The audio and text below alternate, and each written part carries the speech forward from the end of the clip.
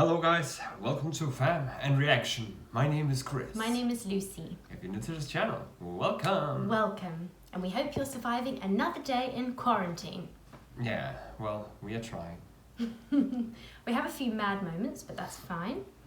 Yeah. We just join in with the crazy dog and the kids and we just run round and round and scream at the top of our lungs and jump up and down, do workouts to Joe Wicks. I'm sure you know who Joe Wicks is. If not, Google him. He does some great YouTube workouts in the morning. So if you want to get fit, join Joe Wicks. He's very cool. And also, if you like short Indian, which I suppose you already do, and you know them. And we love Jordanian. I'm actually writing some jokes down as well to make videos like short Indian. Yes, you heard correctly, just like short Indian. Except it won't be like Jordanian. We're going to be original. We'll do our own thing because we can't be another Jordanian. Well, it's like Jordanian, but our version in our world. If you understand, yeah? And it'll be on the vlog channel, so go check it out. Link is in the description below to the vlog channel, so go check it out. It's being written just now, and then we'll make it soon. Yeah. If you had superpowers during quarantine. Okay. Today we'll take a look at Geography now. India. Yes, I think we should just jump straight right into it. Let's do it. So, we have finally encroached upon the giant India. Some of you have been waiting a long time for this episode. I'm just gonna say straight up, you all know India is incredibly complex and diverse. Even Indians have trouble understanding their own country. Obviously, I won't be able to scratch even the surface in this episode, but I'll try my best. A lot of you Indian geography peeps have helped me along the way, so thank you, and without further ado, let's begin. I'm not sure why I was looking at the subtitles. I did it too. Hey everybody, I'm your host Barbie. This place doesn't even need much of an introduction. Everybody has heard of India. It's big, it's loud, it's colorful, and most importantly, it has a plethora of confusing territorial anomalies that I just can't wait to cover. Here we go. There's an old saying, India is a place where everyone is in a hurry, but no one is ever on time. First of all, India is located in South Asia, right on the Indian and Arabian Seas and the Bay of Bengal, bordered by 6 other countries, so close to 7, but that land bridge between Sri Lanka got wiped away like 600 years ago by a cyclone. India is divided into 29 states and 7 union territories, with the capital New Delhi, which acts as its own administrative unit, located in the capital territory. Keep in mind, New Delhi is actually just the name of one of the districts in the capital territory, made up of 11. The largest city, however, is actually Mumbai, with New Delhi, Bangalore or Bengaluru, and Hyderabad following after. However, the 4 busiest airports are Delhi Indira Gandhi International, Mumbai's Chhatrapati Shivaji International, Bengaluru's Kempe Gowda International, and Chennai International in the south. You know why I'm smiling. This is my favorite part of any episode we ever make. Territorial anomaly time. India is loaded with strange borders and deliciously complex demarcation lines. First of all, what exactly is a union territory? In the simplest way I can put this, union territories are places that are too distinct to be incorporated into a state, but too small to have their own local governments. The first one, of course, is the Delhi National Capital Territory, where the capital lies. Chandigarh is a post-independent city constructed to replace Lahore as the capital of the Punjab area after it was split up between India and Pakistan. Then you have the island territories, the smallest one, Lakshadweep, and the Andaman and Nicobar Islands. The Andaman Islands being home to one of the last uncontacted people groups on the planet, the Sentinelese tribe, whom have been hostile to visitors and are therefore left alone, as well as the Nicobar Islands, which actually used to be a short-lived colony of Denmark. Finally, the 3 remaining territories are former European colony towns and ports. Dadra and Nagar Haveli, Daman and Diu, which are separated by about 200 kilometers across the Gulf of Khambat, and the most confusing union territory, the French-speaking Puducherry, which is actually split up between 4 district cities across India: Karikal, Mahe, Yanaon, and Pondicherry. Pondicherry is strange because it has 11 enclaves within the Tamil Nadu state. Oh, and in this area you can also find the experimental hippie-ish commune with a little bit of controversy. Look it up. Oh, and don't forget, here, the eastern states, also known as the Seven Sisters, are connected by this incredibly narrow 27-kilometer wide pathway known as the Siliguri Corridor. This pathway is like a crucial artery that completes the India puzzle, or so you would think. Now let's discuss the juicy stuff. Now, in the China episode, I already talked about the disputed areas with India, such as Aksai Chin and Arunachal Pradesh, the latter pretty much just belonging to India as it's almost completely inhabited and operated by Indians. So let's move to the other disputes. Now, as of 2015, the Bangladesh episode is already outdated, as India and Bangladesh have finally come to an agreement over the frighteningly complex former enclave-exclave dispute. In the end, India only lost about 40 square kilometers of land to Bangladesh, and now only a few enclaves and exclaves exist. Now let's head north. north. Now, when you try to draw the shape of India, you might want to be careful which depiction you use. Some might use this picture, some might use this, some might use this, and those that don't really study very well might use this. The point is, the whole area is like the most heavily militarized, diplomatically stressed out region on the planet. It's already had like 4 wars in the past half century. Basically, India, Pakistan, and to some extent China all want the entire area for themselves, although it's more of like a Pakistan-India thing. In the China episode, we already discussed the Chinese disputes with India, so I won't cover those in this episode. If you want to learn more, just watch the China episode. But anyway, this entire area was a former domain known as the princely state of Jammu and Kashmir that was under royal Maharaja rulers all the way up until independence. Currently, this place is split up by this fenced-off militarized line known as the line of control between India and Pakistan. Why is this? Well, in the quickest way I can put this, Okay, the British are out. We get to take your land. no, we want to be an independent princely state. We're supposed to take your land, and majority of your people are Muslim, just like us, even though your ruler is Hindu as well. Hey, India? Yeah? If you help me, I'll let you secede my territory to your land with autonomy. Deal. Ha! Your problem now! I love how Mike played India. He totally represents India. Oh, and keep in mind, Pakistan's capital, Islamabad, is less than 80 kilometers away from all that drama. The line of control meanders through the mountains until it stops at a point called NJ9842. This is where things get really crazy, because from there you hit the Siachen Glacier, the second longest non-polar glacier in the world, and this is pretty much the dead man zone. After point NJ9842, you hit the actual ground position line, a series of military outposts that extend all the way to the Chinese border. That means everything in this area is ground zero for the Indo-Pak tension. And you know, the crazy thing is there's actually literally small towns of normal, regular civilians living in these areas high up in the mountains, many of which just go about daily life, going to work and raising their families. Otherwise, they have a river dispute with Nepal and various river islands disputed with Bangladesh. Outside of all the dispute stuff though, India not only has the world's second largest road network and 3 of the world's top 10 megacities and their own space program, but they also have a copious abundance of landmarks and notable sites, way too many to list, but some of the ones that you guys, the Indian geography peeps, have told me to mention include places like the abandoned Danush Koti Ghost City, Golconda Fort, the 4 pillars of Charminar, the Ajanta Buddhist art caves, the Ellora monolithic ruins, Mandu Fortress, the Golden Temple, which feeds over 100,000 people a day, the Gol Gumbaz Mausoleum, the Kalavantin Durg Post, the ruins of Hampi, the hill forts of Rajasthan, Shatrunjaya Hill, which is basically like a mecca for Jains, the Temple of the Bodhi Tree, Jal Mahal, Bangar Fort, the most haunted place in India, Mahabat Maqbara, and keep in mind, just like in China, you can find a Great Wall of India in Rajsamand. There's also the Paritala Anjaneya Temple with the largest statue in India depicting Hanuman, and at over 150 acres, the Sri Rangan Attaswamy Temple, the largest Hindu temple in the world. Oh yeah, and there's also that building with the stuff in the thing, whatever. Anyway, we've been on for centuries talking about India's rich constructed domicile, but what it lies on top of is even more fascinating. Now, don't make this mistake. I'm going to India. All I need are my sandals and sunscreen.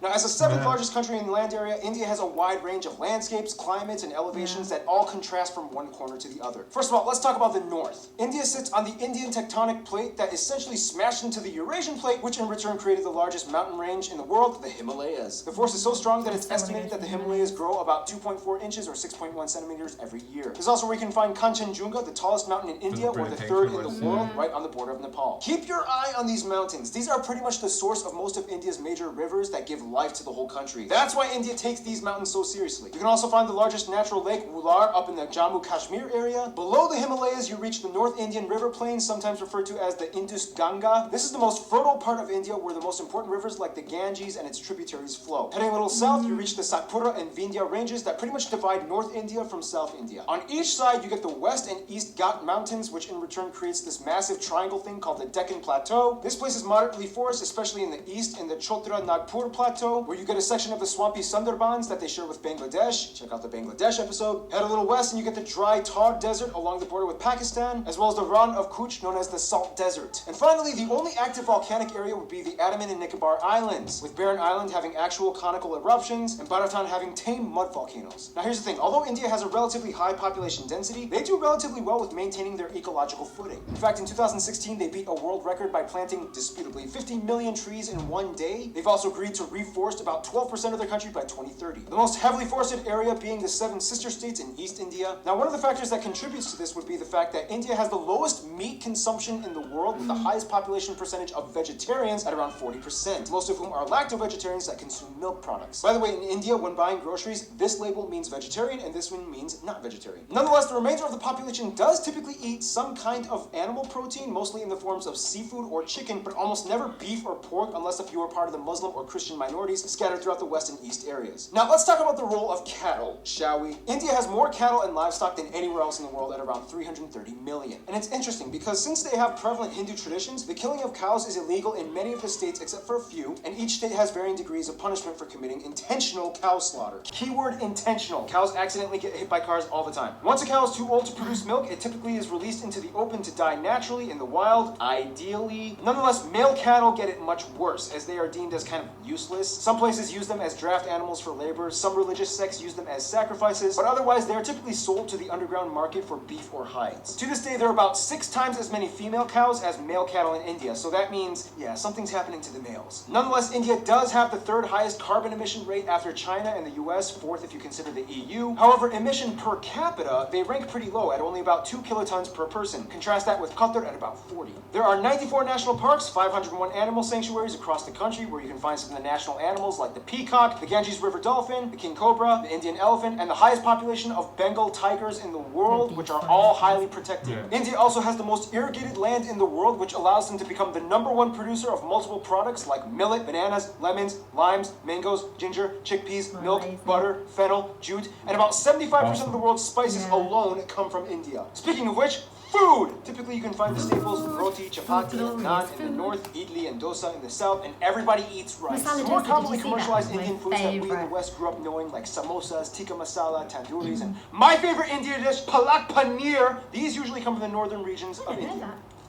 Seriously, India, you took spinach and made it palak paneer. fat. I love you guys. Otherwise, the West is mostly known for their chutneys and pickled foods, as well as beef, since there's a high number of Muslims and Christians. The South uses a lot more coconut and has some of the best curries like porials, sambras, yum. rasams, and tutus. And the East is known for having the best desserts like peda, mishti doi, rasgulla, or shondesh. Speaking of which, Wow. India is so What about diverse and gulab jamun? complex that That's my sometimes even Indian people need translators when going to different states. It's about to get 10 times more confusing in about 3, 2, 1.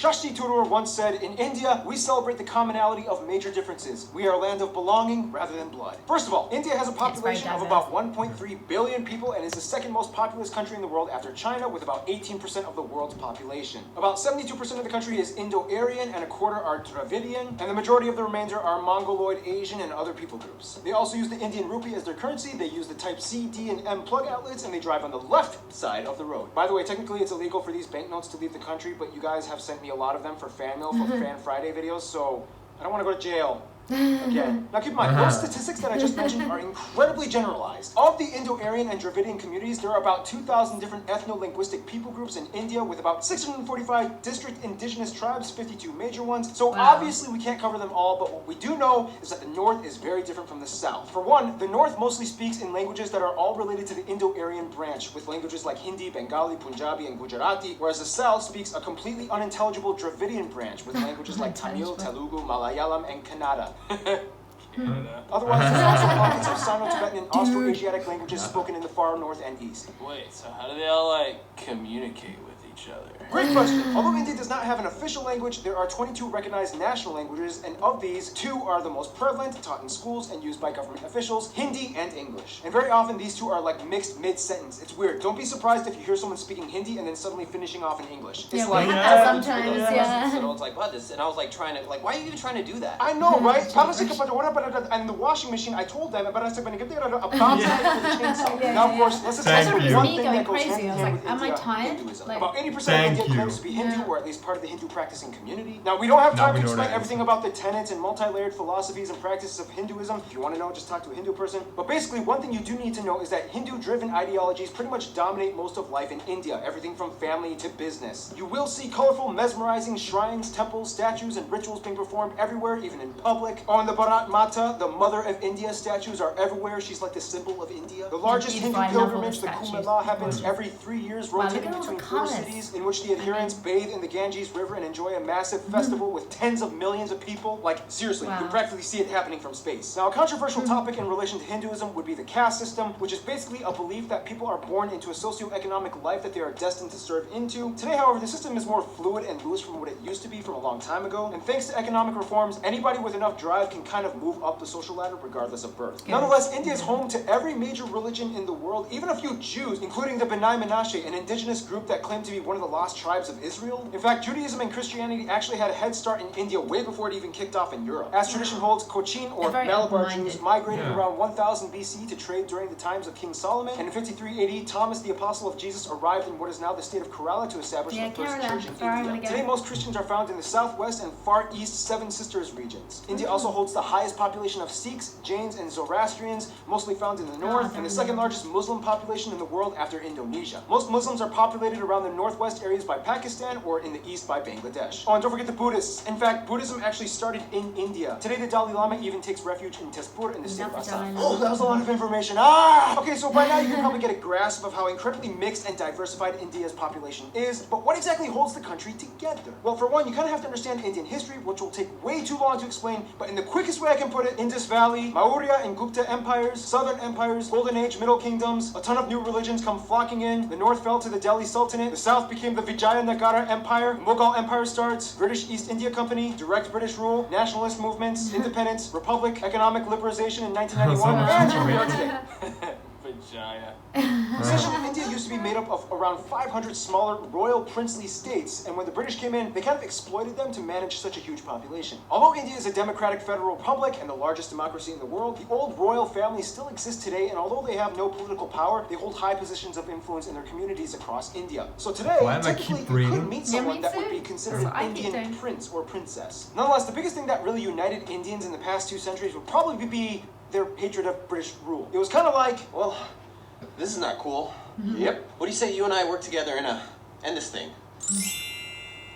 essentially, one thing you Sorry, could say that came out of guys. Smacked him in the was face, that it though. kind of stopped all the internal squabbling and unified the groups towards one common goal, to get rid of imperialism. Today, Indians are just proud to be Indian. I mean, a Tamil soccer player can get cheered on by a Rajasthani, a Punjabi pop star can sell out tickets in Orissa. Speaking of which, all Indians love movies and music. India has the second largest film industry in terms of volume, pumping out nearly 2,000 films per year. Surprisingly, Nigeria pumps out more. However, the box office revenues gross out at only about $2 billion annually compared to Hollywood at over $10 billion, but still, it's impressive. And keep in mind, it's not just Bollywood, but it's also Tollywood, Gollywood, Collywood, Pollywood, and so on. There's like 20 different woods in India. Oh, like every movie in India has at least one scene where everybody breaks out in song, and there's almost always a happy Yeah, ending. that's what I love, Unfortunately, there's always a mainstream media dance has also scene, put an yeah. aesthetic strain Yeah. on many of the people, as it's almost become an obsession to be light or fair-skinned, causing people to go so far as to buy skin bleaching products. Why, Some other guys? controversies Why? include things like illiteracy being an issue in many parts of the country, especially in the rural areas. But I mean, come on, when your country has literally hundreds of different writing systems, go figure. I mean, give them a break. Also, many of you guys, the Indian geography peeps, have asked me to bring awareness to the fact that India does unfortunately have some of the highest rates of human trafficking and child slavery. The government is trying to crack down and culture is slowly being reformed, but for now, it's a sad reality that still does exist. Hey, here at GN, we talk about the good and the bad. I'm just saying. Otherwise, sports Yeah. do definitely tie everyone together as well, especially cricket, the So many national sport, achievements, even though they yeah. also used to do really well in field hockey. India also has a lot of their own indigenous sports like Dopkel in Assam, bull racing in Kerala, Insuknar, rod pushing in Mizoram, and Malakamba, the strange pole yoga Whoa. gymnastics thing in the south. Otherwise, some that? notable people from India or of Indian descent That's might cool. include people What was like that called? Siddhartha Gautama or Ooh, the Buddha, something around- Mahavir, Ashoka the Great, Prithviraj Chauhan, Aurangzeb, Shivaji of the Maratha Empire, Mohandas or Mahatma Gandhi, Indira Gandhi, Subhash Chandra Bose,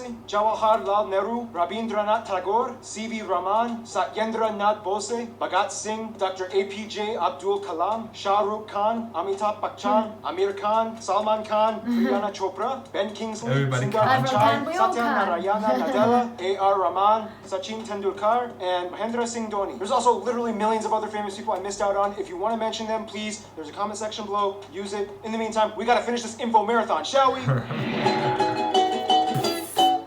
Now, no surprise, India is huge and therefore has a huge international outreach when it comes to diplomacy to almost everyone, except their immediate neighbors. First of all, countries with large population percentages of Hindus and Indians like Fiji, Guyana, Suriname, Trinidad and Tobago, Mauritius, and Malaysia typically stay close to India's roster of go-to friends. They enjoy cordial relations with trade. Now, the UK may have left on a sour note, but they still have a lot of ties to their former colonizer in terms of business and tourism. India is still part of the Commonwealth, not Commonwealth realm, there's a difference, and the UK has over 1.5 million citizens of Indian descent. As mentioned in the China episode, China is kind of like India's I'm only here to do business with you and nothing else friend. land, as long as there isn't society in regards to the territory conflicts. Now, when it comes to the U.S., things started kind of sour back in the 70s during the Indo-Pak War of 1971, when the U.S. sided with Pakistan, their arch nemesis. Today, relations have cooled off. Mostly, the U.S. supports India's move towards democracy and is a key ally in the military conflicts in the Middle East. When it comes to their best friends, however, most of the Indians I talked to have said Russia and Bhutan. Russia because during the Indo-Pak Wars, Russia came in and supported them, and ever since then, each country has held a high position of respect for the other, especially as global superpowers. Bhutan and India signed a treaty of friendship almost immediately after independence. The two countries have shared interests and a currency pegged system as well. Bhutan even supported the annexation of their cousins in the Sikkim state into India, as it gave a nice buffer of land from China's stake to their claim. In conclusion, you will not find anywhere else on Earth like India. Thousands and millions of people inhabiting a colorful, majestic, green, slightly gritty at times slab of earth, blessed and cursed in so many ways, yet wonderfully harmonized, mostly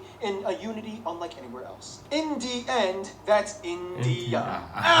Stay tuned, Indonesia is coming up next. There we go. Whoa, lots of information, but really good. I love when he spoke so fast, it was like a tongue twister.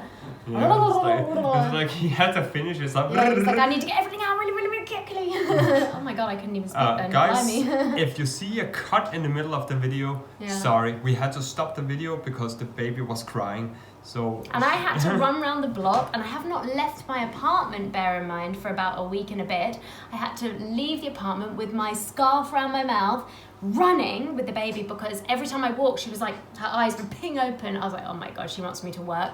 So I'm running, and I had this big kind of plastic rain cover thing over. I had to take that off in the end as well, because she needed air on her face. She got overtired and wouldn't sleep, so I was running round and round and round. So if I look a little bit sweaty and a bit bedraggled now, it's actually because I've been running with this baby to make her sleep. So we can finish this for you guys. Yes. But no, it was great because, like I always say, what I love about India, like the kind of image I have in my head of India, is colour, diversity, like entertainment, music, you know, like and everything he said, it was great to get lots of in-depth kind of information and things, learning about like the differences between the north and the south, and how, you know, the landscape is so different everywhere. But for me, it's always diversity. This is what sticks out with me with India. And the colour and the food and the spices, and just I love the general kind of feel of, you know, the attitude as well of everyone. And so I love these kind of videos, because when we do eventually get the money to travel to India, it's just so nice to know, you know, just to have some information and things. Exactly. I mean, we definitely learned a lot more though. Yeah, he was great. He was really good. He just spoke so fast. It went too fast, so I was just like, it was too much to take in one go, so it's just like But he was quite clear, that's the thing, and lots of stuff did stick out, but you probably have to watch it a few times to kind of, you know, learn lots of stuff. But that was really great. I really enjoyed that, actually. Our major question he answered as well, you know? Yeah. Why the hell do India keep speaking English and mix it with Hindi all the time, when you're just like, because they learn the two languages. But yeah, that's what we just learned now. Yeah. Yeah, but that's what I'm trying to explain. If you just let me finish. So every time when we watch something and that they are speaking English a lot, and then they just turn it around, then it's Hindi, and it's just like, it's English, and then it's not English. And now we figured out why, because in the school they are learning English and Hindi, and they mix it together. So pick it up, like a washing machine. Yeah, you're just like. I thought it was me on certain days where that happened. I thought it was just me, my brain, like I was a bit tired. I was like, what? Okay, I thought they were speaking in English, but now they're not. Like, maybe I imagined English, or I don't know. But it makes sense if they're learning both, you know. All the time, then it makes sense that you'd probably speak both. I mean, I've got imagine friends. if you had to learn the word separately, you know. Well, I've got speak Hindi first and then speak English after. Yeah. Well, I've got many friends that are bilingual, and for example, they've got one parent that's, let's say, Polish, the other one's Turkish, but then they go to, you know, like English school. And actually, the kids, I remember when they were very little, you would do the same. Like Rupee would be playing with her friends, and one minute they'd be speaking Polish, then Turkish, then English, and she'd be like looking at them like, huh?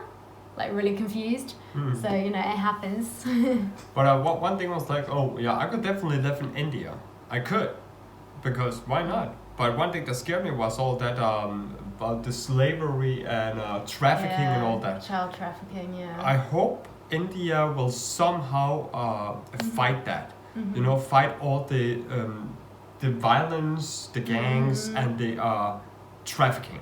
Yeah, that's frightening. These are the major things that India need to fix, right? And then the government need to give even more money out to the people of India to make sure everything get rebuilt, especially the slums, right? They have to build it up. When you have extreme poverty, I think that's where these things can come about. What's that sound? Okay. Very strange. Strange. But they need to work on that. That's true. That's very, very clear. I mean, not just for the world, but for India, for the safety as well, especially for the trafficking, especially for the kids. The kids. That's really frightening. Yeah, they are the future. So that's what India needs to build up on. Children are a future. But think about this here. When you see all these films like where trafficking happen, you're just like, why is that superhero in the film not really here? The one that just figure out where they are and go and shoot them all and say, okay, now you're free. Go. Wish some films were reality, because then we could have done a massive things for this world. But India is the one of the world's largest countries in the world, right? One of them. Second to China, yeah. Yeah. What was Russia? Was that number 3? I think so. I'm not sure. No, I'm not talking about the people. Yeah. China has the most world population, but the biggest country. So it's either India, China, or Russia. But it's in that top, you know? So it would be massive hard because Russia has the same problem and China has the same problem with the trafficking. I don't know if it happens a lot over here, but countries that are that massive, you can escape. There, you can go to everywhere because it's so massive, and that's what they need to fix. But let's say it didn't happen anymore in the future. I'll say, holy, I could live there. I could live there. It would be safe, definitely safe, and then we could have a house there as well. And healthy as well. And I love the way that they live, especially the way that they live and respect the animals. I'm just like, okay, this like God's like. And beautiful scenery as well. You know, so green in areas, you know, like they said, and just produce so many amazing, you know, amazing foods and spices and. If you take all the bad things away, then it's like a piece of God's country. If you look at it, right?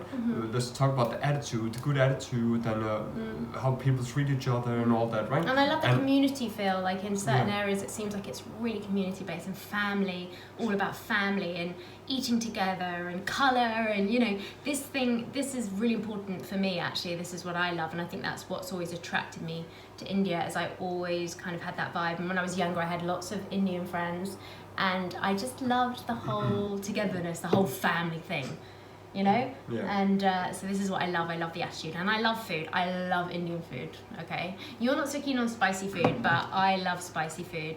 And I love all the flavours in Indian food. Anyway, I could go on and on. I'm actually starving, so... now you make me hungry as well. But I'm just like, okay, yes, I would like to try Indian food, but without the spice, because unless it's like a very... Just a little... sweet spice, you know? You see, if you ate meat, I would say chicken korma. Chicken korma is really lovely, but it's a bit like... It's not... Well, vegan.